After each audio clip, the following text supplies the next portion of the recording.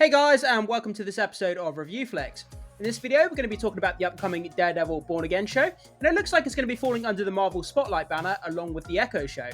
So guys, make sure you hit that subscribe button, hit that like button, stay up to date with all the movie and streaming news we have going on around here, and with that down, let's jump into this Marvel news. So guys, we're going to jump into this article from Cosmic Book News. Daredevil Born Again out of the MCU, part of the Marvel Spotlight brand. So along with Echo series, it doesn't focus on the larger MCU continuity. Yeah guys, so this title of this article, it says it's out of the MCU. Technically that's not true. They're just self-contained stories under the Spotlight banner. So Echo and Daredevil Born Again, they're going to be kind of their own self-contained kind of stories and series that was going to focus more on those characters and what's happening there, rather than sort of tying to the larger overall MCU narrative. But it's still the same universe, still the same timeline, and there's probably going to be references to the larger MCU, but it's probably not going to focus on that. But guys, at the moment, in its current state, the MCU is kind of in the shithole, and, having Daredevil separated into his own kind of self-contained stories is actually doing the character a major advantage. Because the MCU, as it stands at the moment, is a complete mess. There's no overarching narrative story, there's no connective tissue, there's no Avengers team leading anything, there's no one character driving any story or narrative. Everything is a mess and all over the place. So having Daredevil off to the side in his own self-contained series is a good thing for the character, guys, because we don't want him getting jumbled up in all that crap that's going on with the MCU in its current state. But let's keep reading, guys, and see what's going on with the Daredevil Born Again show. So, it's learned that Daredevil Born Again is out of the MCU, which technically isn't true. It's still in the MCU, just a self-contained story. And instead, similar to Echo, has been relegated to the new Marvel Spotlight brand on Disney+. Relegated isn't the correct word, guys, because relegated means it's like it's been demoted somehow, and I don't think it has been demoted. Having a self-contained story for Daredevil is an actual advantage with the current state of the MCU, like I just said. So, word comes from Kingpin actor Vincent D'Onofrio, who says Daredevil Born Again will for sure be under the Marvel Spotlight banner. So, it's the same tone and feel as Echo. The attention that the bosses are giving to it is extraordinary, said the actor via Twitter. By the way, guys, we do have a Twitter post about this, so towards the end of the video, we'll hop over to Twitter and we'll have a read of some of the responses of the community and see what people are saying about it. So, the Marvel Spotlight banner was recently announced by Marvel Studios to be a brand that doesn't focus on the larger MCU continuity. Guys, this is the state of the MCU currently, right? They know that the main continuity of the MCU is in such a shit state that they have to start branching their characters off into separate stories and separate kind of series to get them away from the shit that they've created, which is kind of funny. But if it's going to give us a better Daredevil show, I'm all for it, guys. If we get back to that we want to get back to that kind of Netflix tone of the Daredevil show, where it was just crazy, R-rated, brutal, down-to-earth, grounded version of, Daredevil. We don't want some sort of like generic, woke kind of crap, kiddies version of Daredevil in the MCU. That's not what we want. So having this self-contained kind of Netflix version under the Spotlight banner is going to do us a great advantage for the Daredevil show.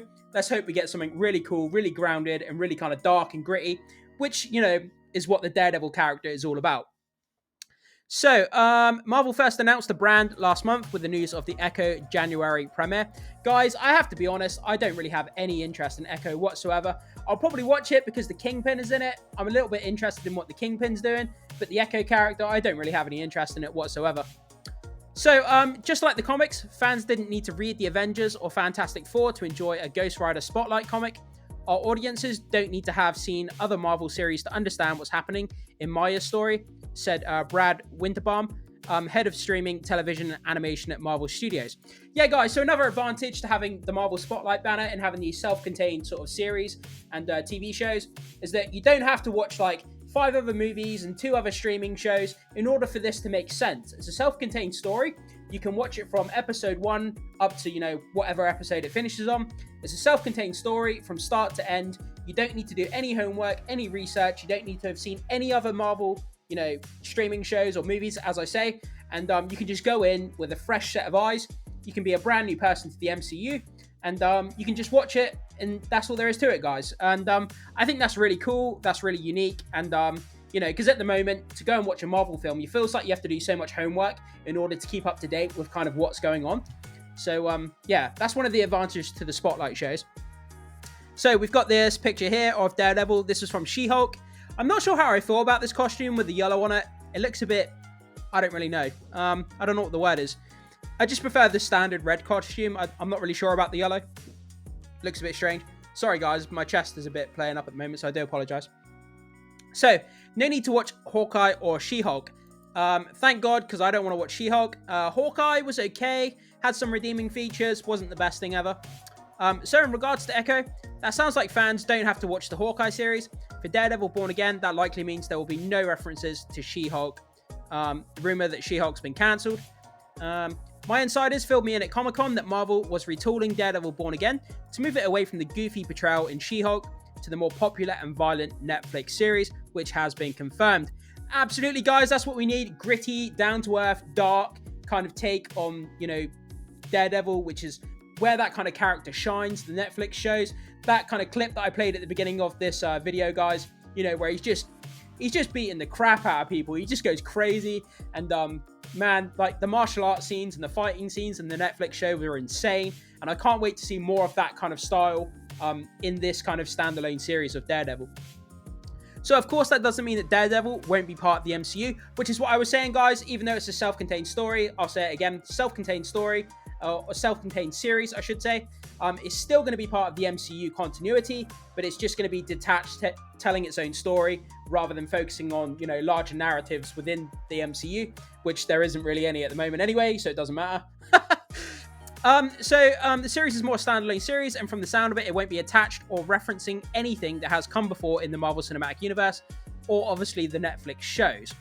So, Daredevil Born Again doesn't have a release date, but it's known not to be on the 2024 Marvel release date, so 2025 is likely the release.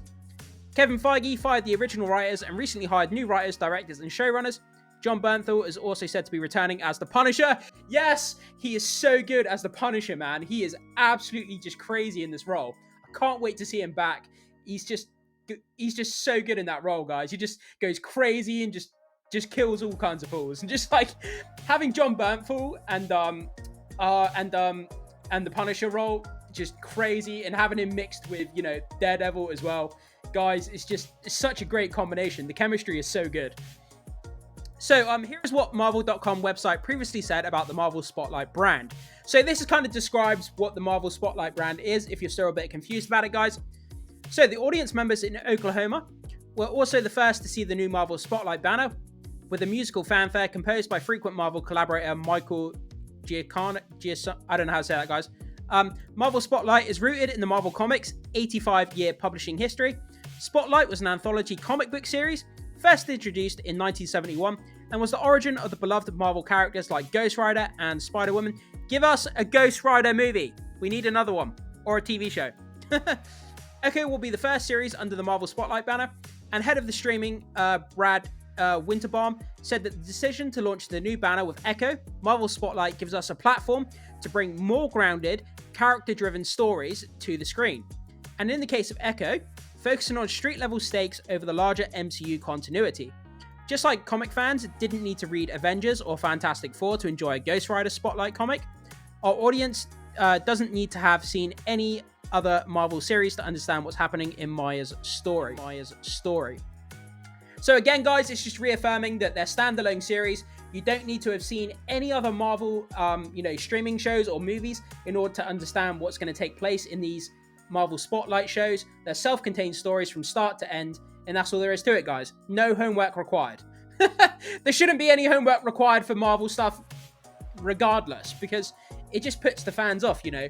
Whenever a new movie comes out, you don't want to think, oh shit, who's this character? Who's this character? Where does this character come from? Have I seen that one before? You know, what if I haven't seen this? Is it going to make sense?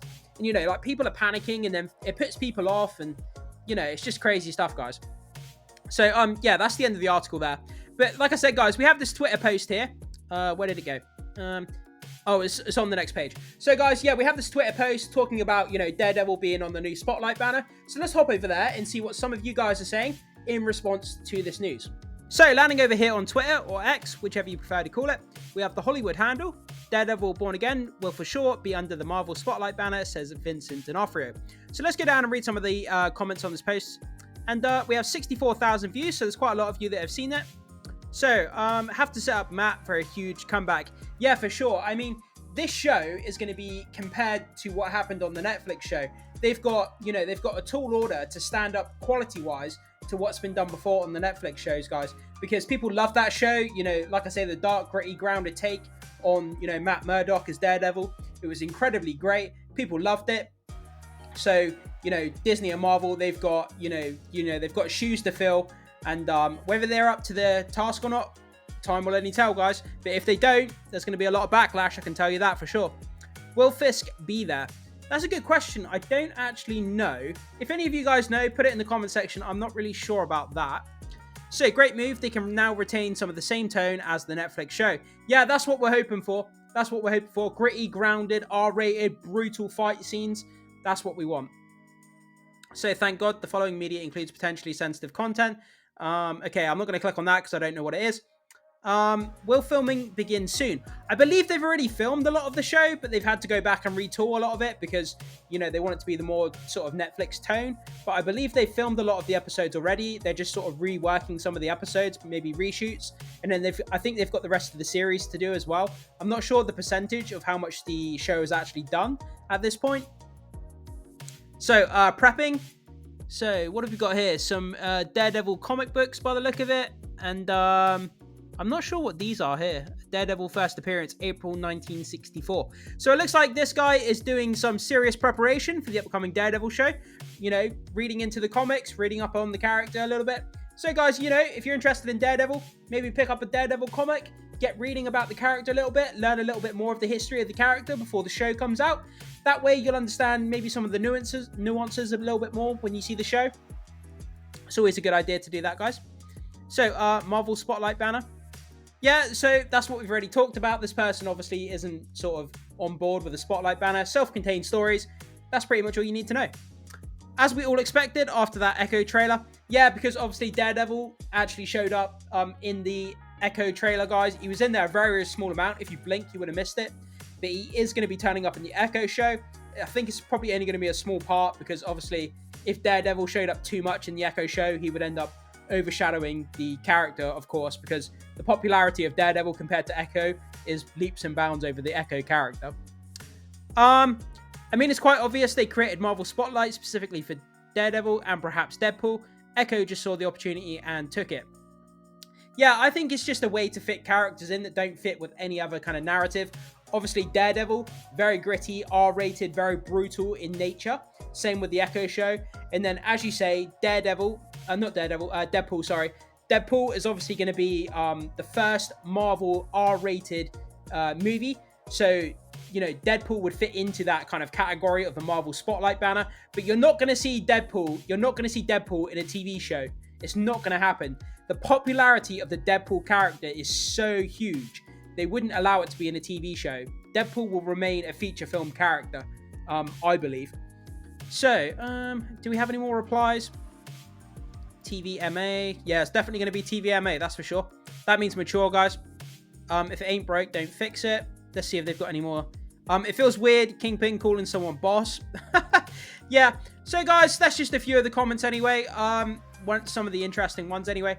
So yeah, guys, I throw it off to you. What do you think about this? What do you think about Daredevil being contained under the Spotlight banner in his own kind of contained, TV show? That's going to be sort of in the MCU, but self-contained. So it's going to be kind of kind of detached from the larger MCU narrative, which, like I keep saying, isn't a bad thing, guys, because the MCU is a huge mess. So separating out Daredevil in his own kind of series, standalone series, is actually a great thing for the character. So guys, let me know what you think about it. Post your thoughts, comments, and opinions. I can't wait to hear what you have to say. I really appreciate you watching this video, guys. Thank you so much, and I will see you soon.